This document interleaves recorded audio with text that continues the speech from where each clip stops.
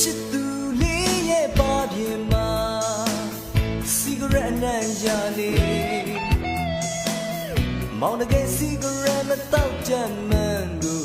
မောင်ပဲတီဆုံးမမေချစ်သူလေးနဲ့လမ်းစဉ်မှာအရင်နံသိပြနေမောင်တကယ်ရမတောက်တတ်ခဲ့မှန်းကို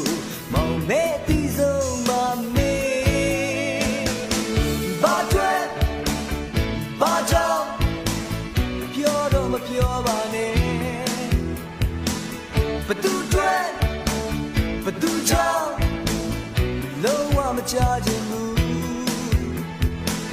ယခုထိခွင့်လို့ရေအတွက်တော့ချင်စီနေစေပဲလေ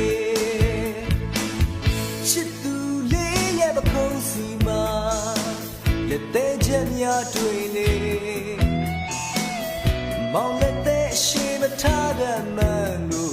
မောင်ပဲတီဆုံးမမေစမြိတ်ပြေပြီးတော့ပန်းတွေကျွေမကြည့်ရဘူးအချီရဲ့မောင်ဆောင်စီတဲ့စီကံလေးတွေမောင်ပဲတီဆုံးမမေ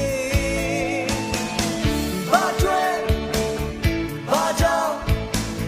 ပြောတော့မပြောပါနဲ့ဘသူ